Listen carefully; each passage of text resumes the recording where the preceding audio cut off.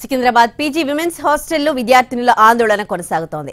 హాస్టల్లో సరైన రక్షణ లేదని, అందుకే ఆగంతకులు చొరబడుతున్నారని మండిపడుతున్నారు. మరిన్ని వివరాలు మా ప్రతినిధి రాధాకృష్ణ అందిస్తారు. సికింద్రాబాద్ పీజీ కాలేజీలో ఆగంతకుడు దూకిన ఘటనపై ఒకవైపు విద్యార్థులు ఆందోళన చేస్తున్నారు. అతన్ని పట్టుకొని దేహశుద్ధి చేసి మరీ అతన్ని క్యాంపస్ లో కూర్చోబెట్టి తమకు న్యాయం చేయాలంటూ కూడా వాళ్ళు ఒకవైపు డిమాండ్ చేస్తున్నారు. ప్రస్తుతం మనం చూస్తున్న ప్రాంతం ఇది. ఈ గోడకి వెనకాల భాగం మొత్తం కూడా కంటోన్మెంట్ ఏరియాకి సంబంధించిన ప్రాంతం. ఈ గోడ దూకి చెట్టుపై నుంచి అతను ఈ లోపలికి వచ్చాడు అనేది ప్రస్తుతం విద్యార్థులు చెప్తూ ఉన్నారు. మరొక వైపు ప్రస్తుతం అయితే ఇక్కడ రక్షణ చర్యల దాంట్లో భాగంగా ఇప్పటికైతే ఇక్కడ కొన్ని ఏర్పాట్లు అయితే చేస్తూ ఉన్నారు. ఇప్పటికి మనం ఇక్కడ చూస్తున్నాం, కొంత కన్స్ట్రక్షన్ కూడా కొనసాగుతుంది. ఈ నేపథ్యంలోనే అతను చాలా ఈజీగా లోపలికి చెట్టు కొమ్మ పట్టుకొని లోపలికి అయితే రావడం జరిగింది. కానీ అసలు ఎందుకు లోపలికి వచ్చాడు? దొంగతనానికి లోపలికి వచ్చాడా, లేకపోతే విద్యార్థుల పట్ల ఏదైనా అసభ్యకరంగా ప్రవర్తించడానికి వచ్చాడా అన్న దానికి సంబంధించి అయితే పోలీసులు అతన్ని విచారించాల్సి ఉంది. కానీ ఇంకా అతను క్యాంపస్ లోని రక్షక వాహనంలోనే ఇంకా అతన్ని ఉంచడం జరిగింది. ఇంకా పోలీస్ స్టేషన్ కి మాత్రం తీసుకొని వెళ్ళలేదు. అతన్ని పోలీస్ స్టేషన్ కి తీసుకొని వెళ్తేనే అసలు ఎందుకు అతను లోపలికి రావాల్సి వచ్చింది అనేది కూడా తెలిసే అవకాశం అయితే మనకు కనబడుతూ ఉంది. విద్యార్థులందరూ కూడా చెప్తూ ఉన్నారు, గతంలో కూడా ఇలాంటి ఘటనలు చాలా జరిగాయి.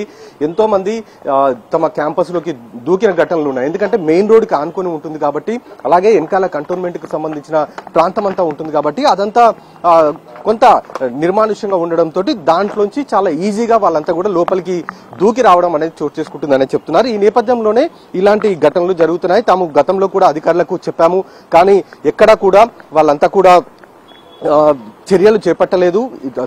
తూతు మంత్రంగా మాత్రమే చర్యలు తీసుకోవడం ద్వారా ఇలాంటి ఘటనలు జరుగుతున్నాయి అనేది ఒకవైపు చెప్తూ ఉన్నారు. ప్రస్తుతం అయితే అధికారులు రిజిస్ట్రార్ తో పాటు ఉస్మానియా యూనివర్సిటీకి సంబంధించిన వీసీ, అలాగే కాలేజ్ ప్రిన్సిపల్, స్థానిక ఏసీపీ వీళ్ళందరూ కూడా సంఘటనా స్థలంలో పరిశీలించడం జరిగింది. అంటే ఎక్కడైతే అతను దూకాడో ఆ ప్రాంతంలో మొత్తం కూడా చెక్ చేయడం జరిగింది.